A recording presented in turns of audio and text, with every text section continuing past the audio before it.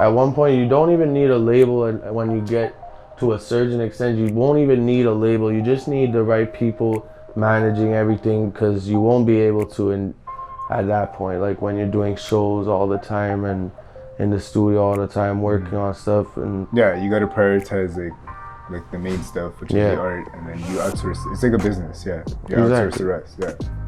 What's up? My name's GABI, and this is LOWKEY MTL. Creme TL, Creme Montreal, Cream. Yo, zoom in on the cream. Yeah, see, people don't put that much effort in this shit. Prochaine station. LOWKEY MTL.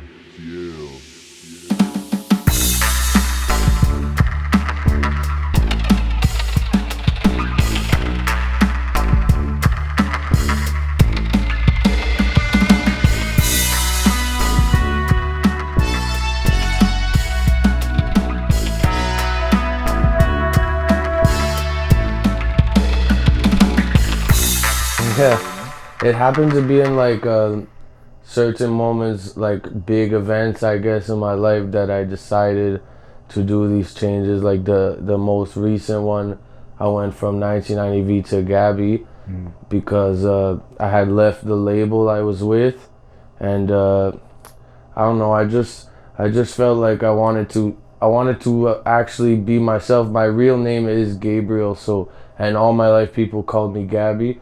And I said, you know, like, why not just be like just give them my actual name, like. So I have this friend Chrome. So he was a battle rapper. He like did pretty well. He went in KOTD, battled some pretty big names. So yeah, my boy Chrome had brought me to my first ever studio session when I was like 14. And a while after, one of his friends had opened up a record label, and he introduced me to them, and yeah, from there they signed me. We did a couple of good things. I dropped one album that we did pretty good, where we had like a big release show. A lot of people. We filled up the Belmont like to max capacity. How many people were performing that night? Quite a few. Like even I had Rugged. Shabo was on the list and everything. He performed right after me. So we had my first album release show with them in 2017. The album was called 22. We did at the Belmont. We filled it up. I had, like I said, Mike Shab on the list. I had JT Soul. I had a bunch of good performers, and even Nate Husser just pulled up like on us. Didn't perform or nothing, but he just pulled up to the show. It was a show support kind of thing. Yeah, it was a big one. And yeah, that went well, but right after that, like nothing happened with them. I would try like to get them involved and stuff. Just try to get studio hours. It wouldn't work out. Like, I understand everyone's got a life and shit, but so you kind of made a decision more for like yourself to like, get to the next step. Unfortunately, it was like many years later. So just like only last year around this time, I had dropped my last album with them. And basically I did the whole thing myself. I funded the whole thing myself. I basically produced most of it. Oh yeah. Like 7 of 8 songs, and then I got it mixed and mastered. I got videos done. I got all the artworks done. And when it came time to drop it, I just like I just wanted to test them a bit. I said like, yo, I found this influencer who's down to post a song for $100. And they were not down to put the $100. So like right after that, I dropped. As soon as the album dropped, like a couple weeks later, I stopped posting about it. I messaged them. I say, yeah, man, it's over for me. Like I don't think we should continue. Okay. Just go on for myself. And yeah, like from that, I just wanted to start fresh. Just felt like. So the 1990V, was that with like a new label?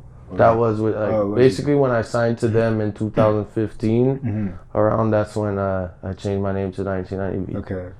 Yeah. And what was that? Is that when like you had the close friend that passed away and all that happened? Yeah. So in 2015, my boy Valentino passed away due to a drug overdose, and like he was like really into the music too. He was on some other things, unfortunately, that got him like distracted. I'm sure if like he would have pushed more to like do the music things, he probably would have made it through and shit.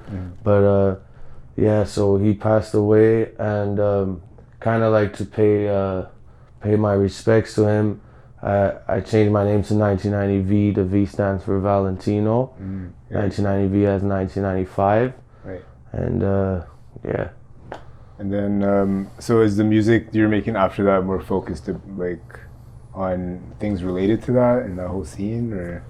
I mean, I didn't purposely write anything like I never was making songs saying like, oh yo, my friend died, fam. Like, well, not like trying to promote like the death of my friends or anything, but like trying to get like pity points or anything. Yeah, no, I didn't even really mention it after the fact I changed my name, to be honest. And I don't know what I was on. I think that whole period of my life was more of a learning experience music wise. Like I was not really on any certain sound. I wasn't sticking to nothing.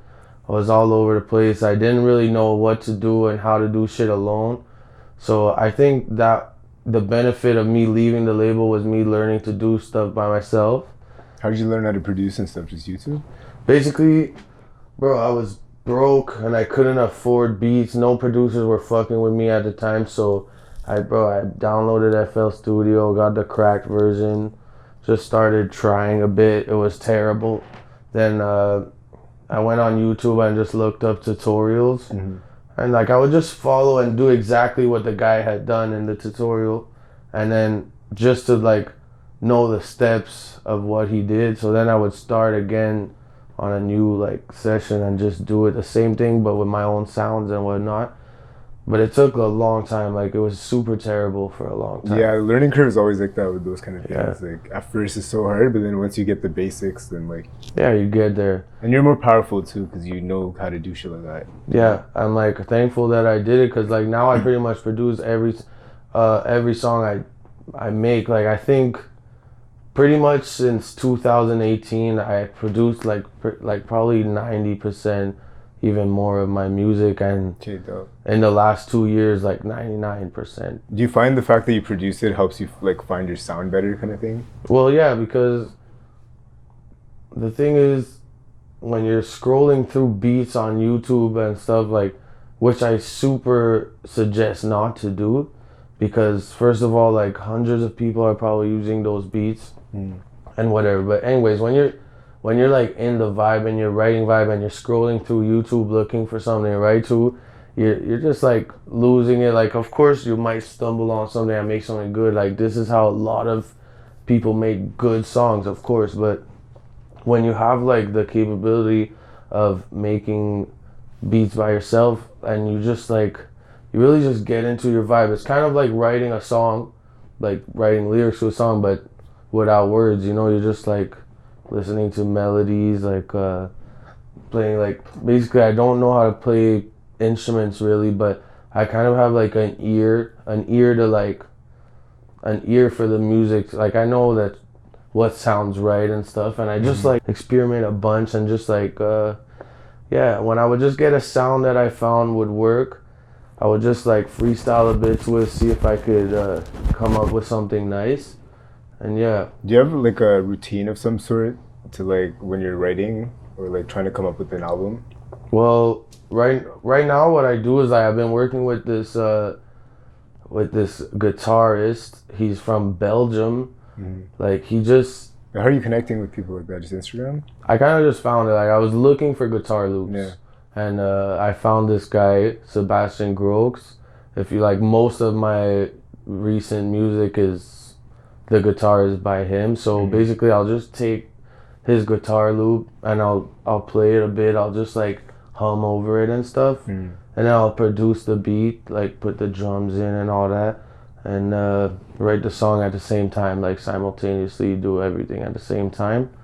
And then when I got like a good bass to the song, I send it to my boy Dirty, My Dirty Haircut, and he'll just like revamp the whole production, make it nice, because I don't really know the technical side of like mixing and mastering. Even producing. I'm just it's really just an a ear thing. Like, But I find it's also dope that you could do that because you could put something together to like show now. You know what I mean? Like just on your own, you could like if you instead of trying to explain an idea that's in your head to a producer, you can just kind of put something together and be like this. You know? Yeah. Plus, you don't want to really explain something in your head to like an artist either. Like the producer is like he does his own art. You know, you gotta let that guy do his thing. True. So, and I'm open to working with other producers like.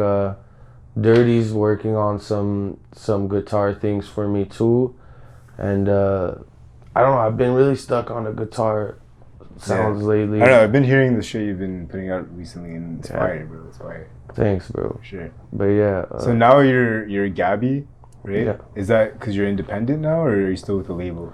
No, I'm not with a label. I'm okay. So now you're independent. 100% independent. Yeah, I feel like that's the way now, anyways. Like build your own audience and like. Find your own sound. For sure, but if a good opportunity like brings itself to me, then you know what's the sense. benefit you see in being signed to a label at this point in your career?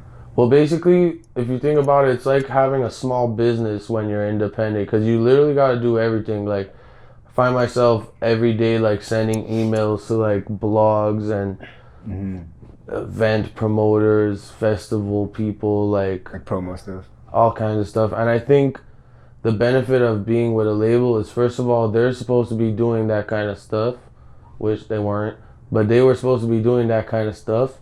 And what's good is those people who you're sending those emails to will take a label way more seriously than an independent artist. So if I'm like emailing someone saying, hi, my name is Gabriel, aka GABI, I'm an independent artist, blah, blah, blah, blah, blah. They're not gonna like react as well as they would if like, hi, we're a record label from blah blah blah, and this is our artist. We would like to submit.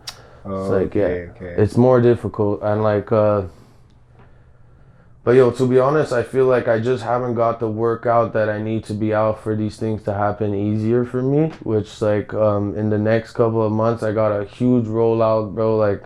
Yeah, because I don't, like, recently I've seen you being more active on social media, but I felt like you're not really active on social media, you know? Yeah. So basically I was in the dungeon, bro. I've been working really hard and like I wanted to be ready. So like I said, I have like a good slew of singles about to like just drop one after the other, bro. And that's why I'm trying to like I'm coming back with the presence on social media and whatnot.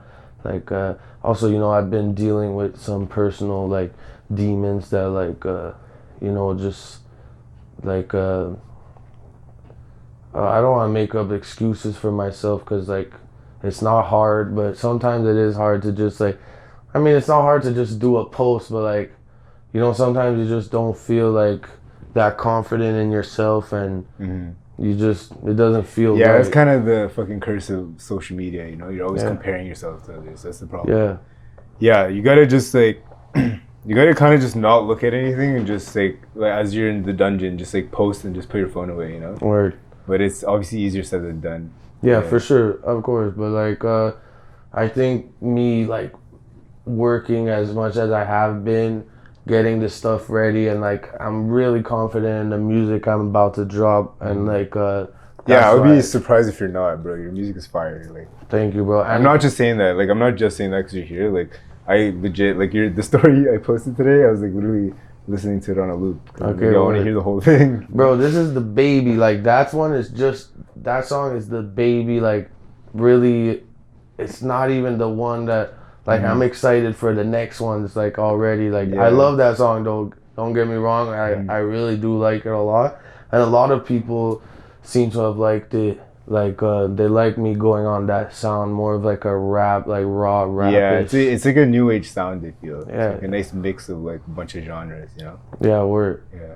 But like I said, yeah, that's just like a little peek into it's like I got some stuff that I'm super proud about, and I can't wait to get it out. And I'm working with Further MTL. Okay. So actually, I'm building an EP with them. Well, an EP that will be presented by Further MTL and I, and they're basically gonna be doing all the visual stuff. I'm shooting a huge video in a couple of weeks with them for another song that's gonna come out, and yeah. What about like collaborations? Have you thought of collaborating with other artists and stuff? Yeah. So next week we have the song coming out with Kill J, formerly known as J Bandit. Yeah. I don't know, and I got one in the safe. Not sure when that one's gonna come out because I've basically been working on a whole bunch of other stuff. It's ready, like it's being mixed and stuff, but I got Mackie Lavender on a song. Yeah, he was just here actually. Oh, word? Yeah. Okay, I fuck with Mackie Lavender heavy, bro, and so I had to get him on something, and it worked pretty well, and yeah, but yeah, I like his social media presence is funny. Yeah, Like he just does whatever the fuck he wants. yeah, that's what I like about him, and it inspired me too. Like, he really does not give a fuck about anything. Like, he just does what he wants, and it works too. Like, everyone knows Mackie Lavender. Everyone loves that guy.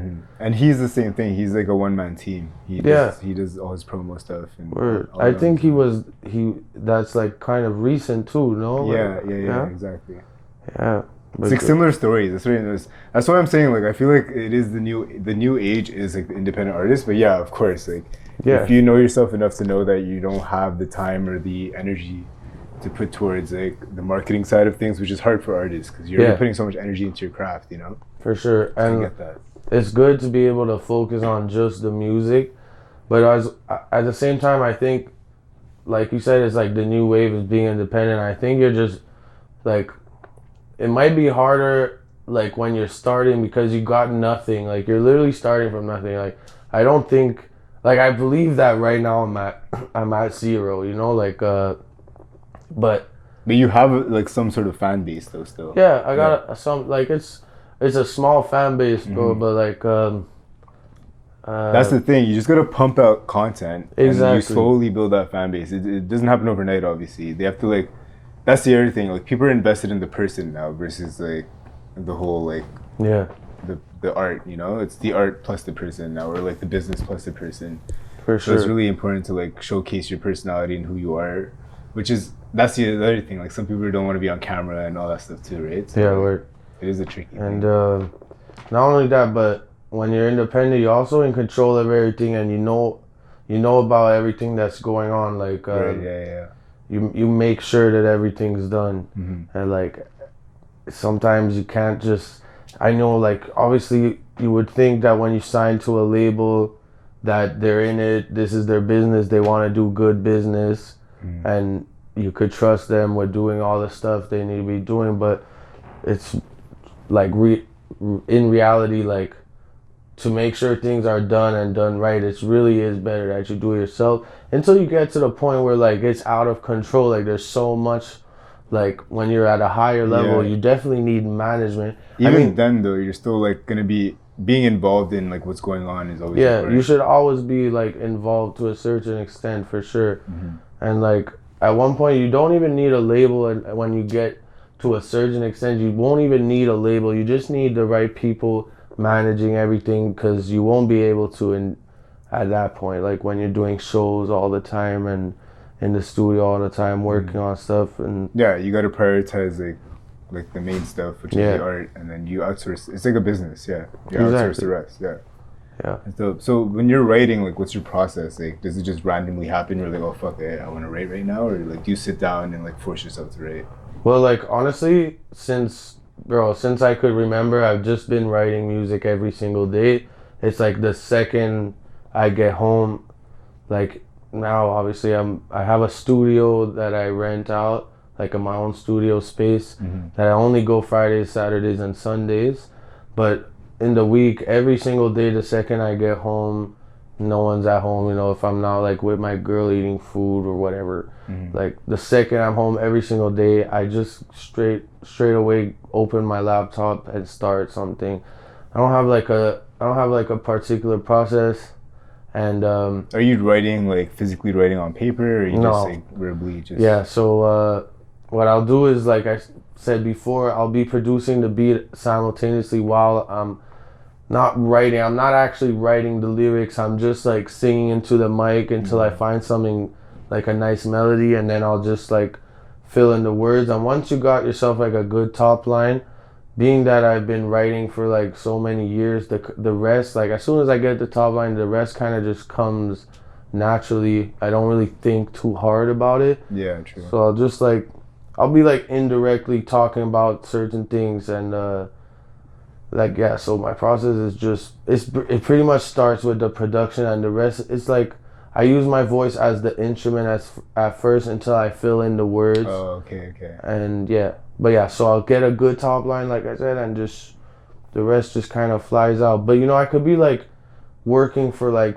hours and hours and like not getting anywhere, and then I'm like, I'm gonna leave the studio soon, and then that last hour, that last like even 30 minutes, something just like sparks, and then boom, like I'll just finish up a whole song. Like do you ever procrastinate while you're like in the studio like working? What do you mean? Like, do you ever like find yourself like stuck on like TikTok or Instagram scrolling, or do you have like a disciplined thing of like putting your shit away and then doing it? So like often, obviously, phones are like, it's a drug. Yeah, it's like it's literally a drug. But Yeah. if I'm on something that's like super interesting, I'm not gonna be on my phone. Like obviously, if I'm like getting bored, like I'll just scroll a bit, but not for that long, because I'll just put it down. Like, bro, what are you doing? Just get on it. Like Okay, yo, I can't do that. It's so hard for me to just like, cause like in subconsciously I'm like telling myself to put the phone away, so then I just go to the next video. yeah, I know it's hard. It's not always easy, but when you're like, I mean, like now, I guess this is like one of your passions. It's easy. Obviously, we're in an interview. It's not gonna be cool if you were just scrolling on your phone and shit, but like, no, but the reason why I started was because like I would have these conversations that like when I go to like a networking event or like a show or like a bar, and I'm like, fuck, like that's a sick like conversation. I wish I could like keep it somewhere. And then that's when like when we started a podcast and just put it on the internet, so I have like a database of all the conversations I had, and I get to see like how dumb I used to be, like by how I used to talk, and like how that progressed, Yeah, that's why I gave myself this as like a minimum 5-year project. Okay, and from cool. then on, I'm gonna see like where it goes. Yeah, good, bro. I don't know. Honestly, I think if you do it, how long has it been? It's been 1 year so far. Yeah, 1 bro. year in. If you do this for a good 4 more years, it's gonna go somewhere. I mean, yeah, well, just by doing this repetitively, I already got so many opportunities and shit just from this, like, which is weird. Like, when starting this, I didn't think of it that way. For me, I just did it more because I'm like, yeah, you wanted there's nothing like this in the city. Like, I want to create this thing. Nobody wants to do this, so I'll just do it myself, kind of thing. And COVID, I had so much free time.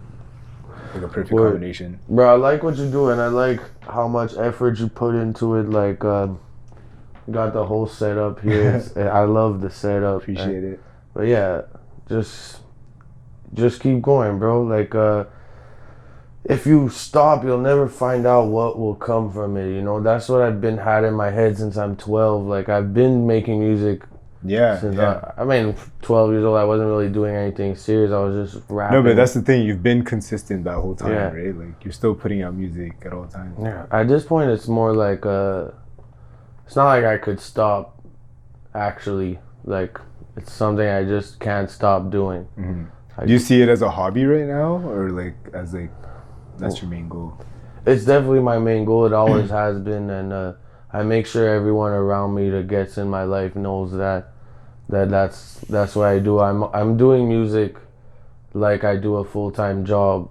Just obviously I have to actually work a full-time job as well. Yeah, that's why it's tricky, Yeah, but what's good about my job is my sister opened a business. Okay. And she hired me, and I get a super nice salary. Mm-hmm. But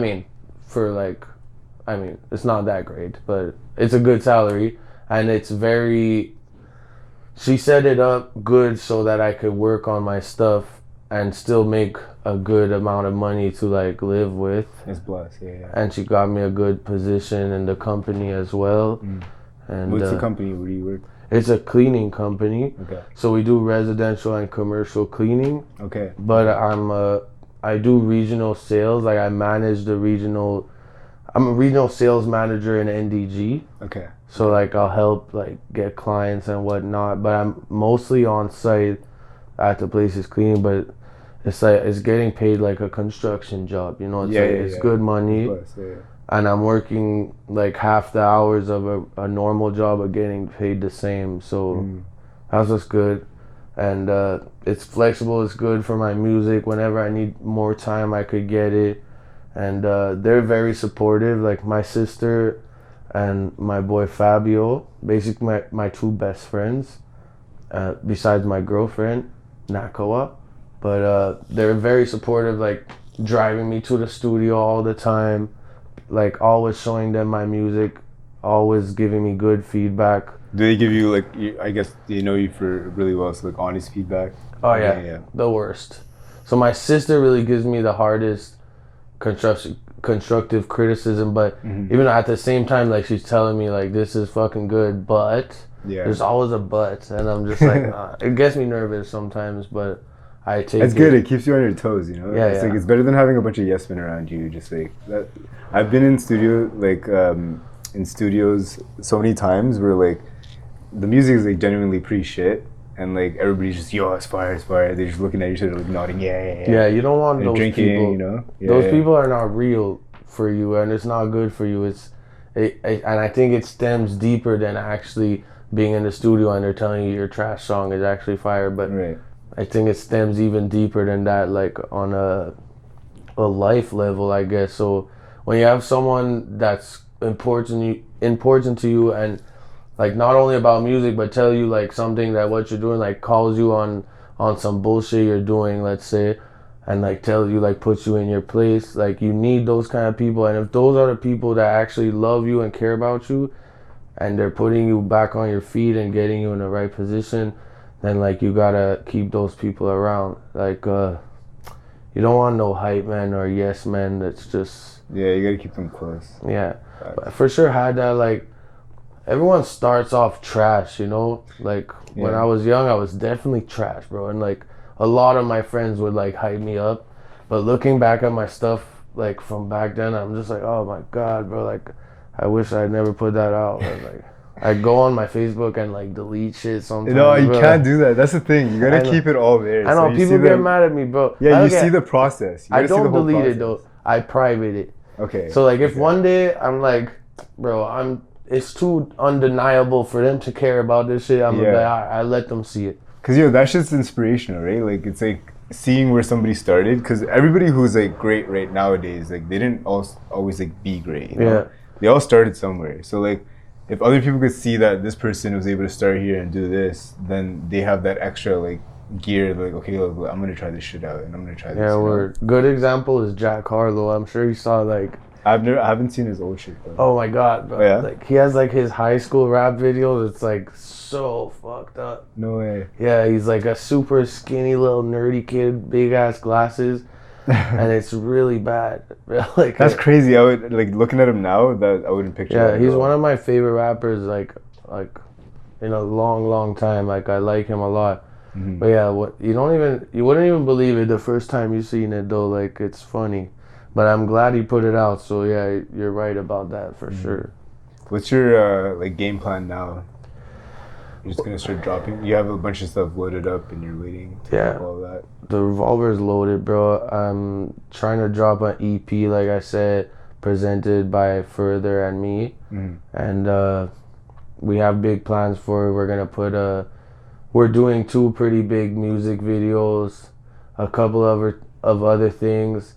I don't want to get too much into this next part, but I'll say like we're gonna be doing like a web series.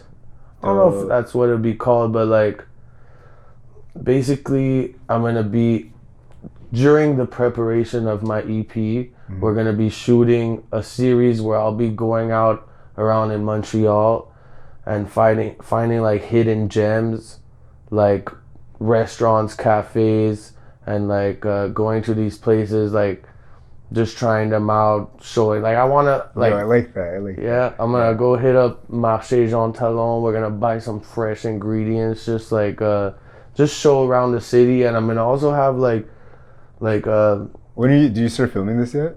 No. Okay, dope. Because this summer I want to start a food channel too. So it'd be sick if we could like do a cross episode. Yeah, let's fucking. Oh yeah, you spoke to me about this. Yeah. That would be fucking dope if you like, because that way like it's both food related, so it actually works perfectly.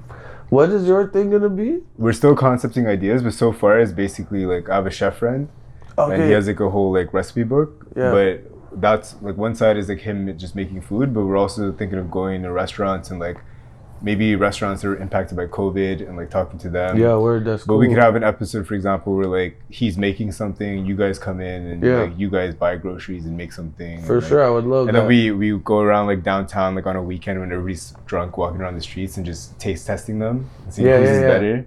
Yeah, so bro, that's a great idea. Yeah, I think we could definitely do that. And I don't know if you knew this, but I was a cook for like 11 years, like in, deep into restaurants too. No way. So like my basically I had wrote this not script but like pilot idea to pitch to Further, and they accepted it. And my first like episode idea was that we would hit up Marché Jean Talon, we'd get some stuff, and me and one of the guys from Further and I would have like a cook-off just for the first episode. But further on throughout the series, I wanted to get like guest appearances who would bring me to their favorite little hidden gem spot in Montreal, and we would go there, test it out. I want to go to restaurants, go in the kitchen, talk to the chef. Yeah, make kind of him like whip first me style something. videos. Yeah. Okay, so like I said, I've been a cook, so these videos, like I watch them on a regular basis. Same. Action Bronson is like my daddy, bro. Like I love this guy. Did you see the one with him and Tyler the Creator just like ripped out of their minds watching Ancient Aliens? This is that's just the best. I mean, the editing on these videos is so cool, bro. Big Body Best, bro. This is my favorite guy. You know Big Body? He's like the guy who's always with Action Bronson. Yeah, he's like bald and huge. He's always mad. Yeah, they're not friends anymore, bro. No way. Yeah, so I know a guy that knows Action Bronson, like not that well, like, or else I would have probably been connected with him or something. To like, and it's on a deep thing, but like, they're not friends, and it kind of pisses me off because, bro, I loved watching them together so much. Like, it was funny to see their dynamic because, like, I was looking at it and I'm like, yo, like, I don't understand why they're friends because they're like. You like bring him on things, and like it just didn't fit the situation. Yeah, he's just like a big rowdy guy, bro. Like I have a friend, my best friend from like when I was super young. He reminds me so much of him. He's just this big rowdy dude that's just a mess, bro. And like it doesn't really fit. He doesn't really fit in my whole thing. But he's my best friend, bro. That's why like watching that is relatable, right, for you? Yeah. Like, so it's like. I feel like I'm Action Bronson because I was a cook and I'm like a rapper, and this big ass goofy guy is like my friend Malcolm. Kilo Keys, shout out to my boy, and so it kind of like that definitely inspired. Obviously, these things inspired me so much. I always wanted to do something like that, and I found that's kind of what happened to me too. I was watching so much of it, and I was just like, why is there stuff like this coming out of Montreal? I'm like, why not? Just there was like, I'm not even sure. I mean, is Anthony Bourdain from Montreal?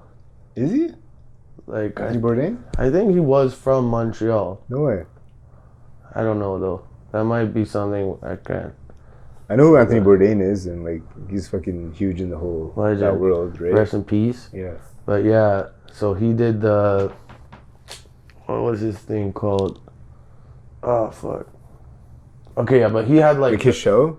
He had he would travel the world. Yeah. I know what you're talking about. Fuck, I don't remember the name either. Anyways, but that guy was like a straight up legend. Why was I talking about him?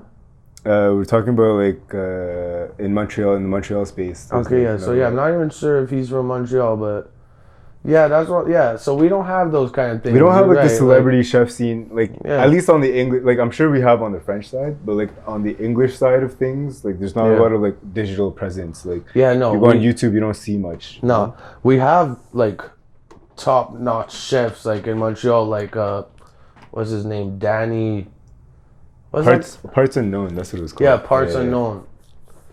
Okay, but there's that guy Danny something. Danny? Why am I doing this? I know the Joe Beef guys. They're kind of popular. They're they big, went on, yeah. They went on Joe Rogan and stuff. Yeah, but I don't really know them like that, like in the chef world in Montreal. But obviously they're super well known. But Yeah, they're like present on like content, like on TV and stuff. But like in the YouTube not like space. that. Yeah, in the YouTube space, you Yeah. don't see them collaborating with like the YouTube like cooks, you know? Like, yeah, word. like Action Bronson and like, well, they're not really cooks, but like they're pretty deep in that scene. They're like pretty professional, you know? Yeah, they're about that beef, you know. Yeah, But like exactly. what was I gonna say? But we do have like super good chefs, like world-renowned chefs, like Chuck Hughes. I almost worked at his restaurant, and I almost got hired actually, and I think I just didn't show up. Like I was not ready to commit myself to be an actual chef like that. Like I could have done it, but The hours are crazy. yeah, they wanted like they definitely wanted too much, and like the guy when I got there, he told me like this has to be your passion. There can't be something else you want to do. Yeah, 100%. And when he told me that, I went home. I called my mom because my mom was like, "You have to work for Chuck Hughes." Yeah. Because my mom loves this guy. And Is like, your mom like pretty heavy in that scene too? Like, Yeah, food yeah. scene? My mom's a crazy cook. Okay. And she's in love like with these chefs all around the world and Montreal, and she's into these kind of shows as well. So like, I actually called her the same day I wrote the pilot for my own thing, and she's super excited about it too. But yeah, she wanted me to go work for this guy so bad, and when he didn't tell me that, but he has a chef, like he has like a executive chef that works at his restaurant. I think it's Le Garde-Manger. Okay. And yeah, so that guy told me this has to be your only passion. If you have something else on the side, it's not gonna work. Like you're gonna be working like 12 hours, 14 hours. And bro, so I went home and I'm like, bro, like I told you, like this is my goal. Like music is my passion, and I would never want to commit that much time to something that is not like. I don't want to be a cook. Like I don't want to work in a dirty ass restaurant and be sweating and working. Yeah, till because the late. end goal for most of those people is to have a restaurant of their own, right?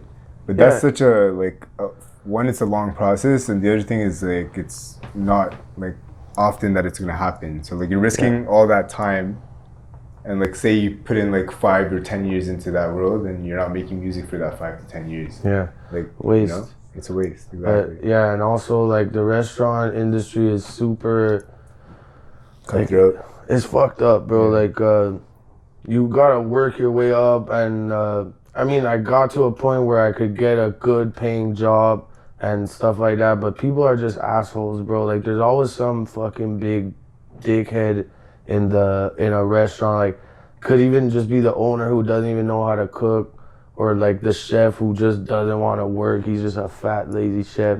Of course, there's gonna be a good restaurant where there's a good team with a good connection. Everyone's a family, and I've been in these places, but it's not places that I thought would have brought me to a place, like elevated me to a place where I want to be. But in the end, I just realized that I don't want to be a cook like that. Like I love to cook, but I don't want to work as a cook. Like it's not a good life.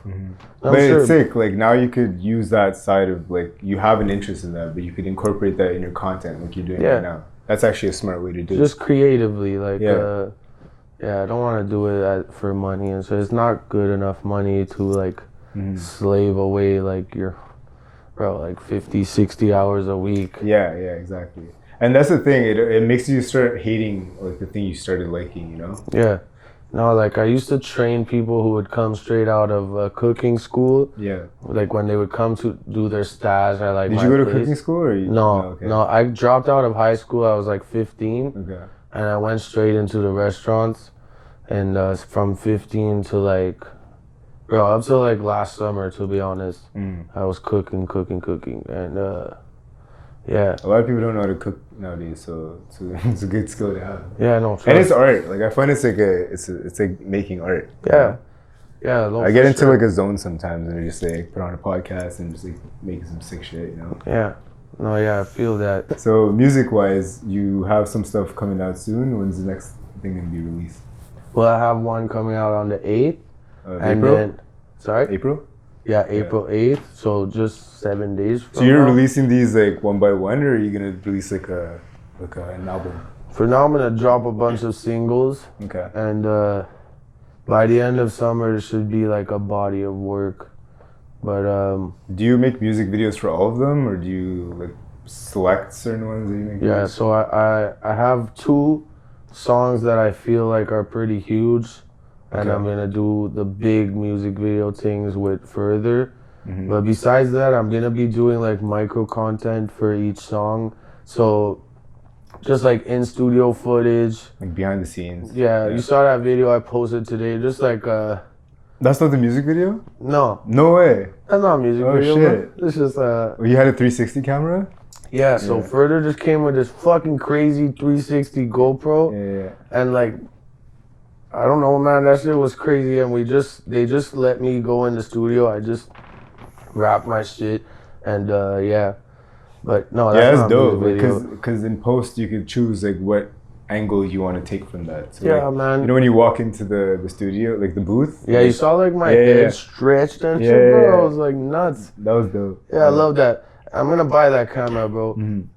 Like one day. But I actually thought like I had the idea of like shooting full music videos with just that. Like I know Skyfall, one of his recent like the black and white video, he has a 360 camera on that. okay, word, He yeah. goes like through things, but like they mix it up with a bunch of things. But I seen it start like this camera started popping. Mm-hmm. I saw this girl on TikTok does these crazy videos with one of these cameras. Like she does the craziest transitions too. Mm. And like honestly, like she must have been practicing for a long time, because I don't know, it's too nuts. the sick thing about it is it captures everything. So it's not like you film something and you're like, fuck, I wish I got this footage. It's like it already captures all 360 of it, and you can just choose what you want at the end of it. That's what's blessed about it. Yeah.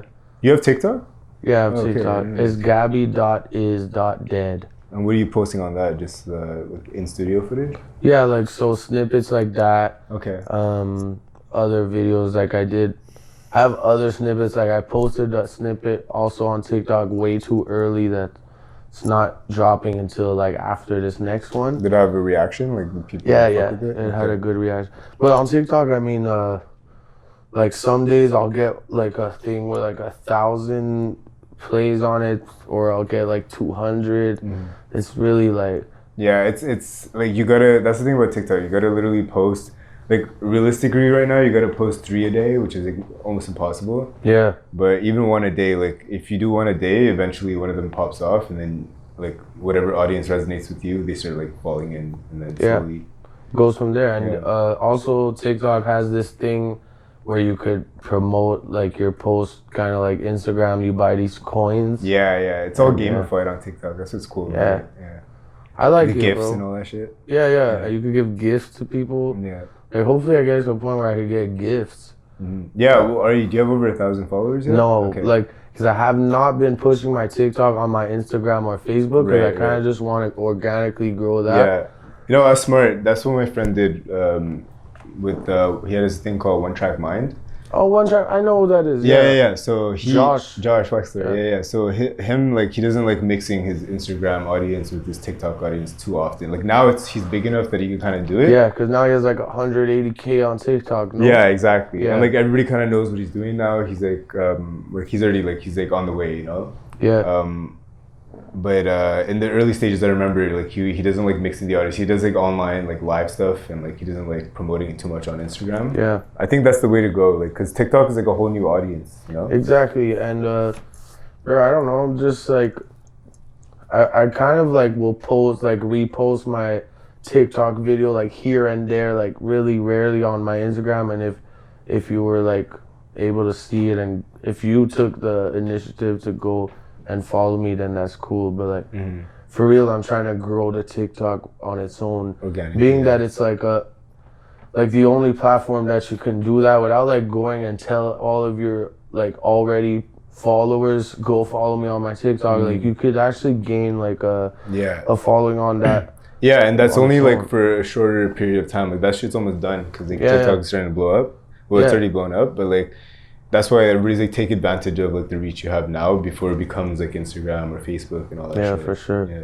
Already with like the coins and being able to pay to promote your videos, I think that's on the way. But yeah, I heard Gary Vee say recently that Yeah, everything. You got like a year and a half. Yeah. Gary Vee's heavy on TikTok for sure. Yeah. Legend. Dope, bro. Yeah. Well, yo, I really appreciate you coming on today. Yo, for sure. Long time coming. You finally did it. Yeah. I'm excited to see all the stuff you're gonna put out. Like I said, I'm a fan of your music, so I'm always excited to see what you come out with. And I hope you release that song soon. You said April 8th, and then 8th. I'm gonna try to drop a next one like at the end of April too. Okay, fine. I'm not trying to give too much of a break. But yo, I appreciate it, and I fuck with you too. I'm a big fan as well. I love everything you're doing. I love the professionalism and the work ethic, and I'm glad to be here. I'm sorry it took me long, like I said. No stress. Been dealing with some demons, but all good. but yeah. No, it means a lot, bro. Respect. Respect to you, bro.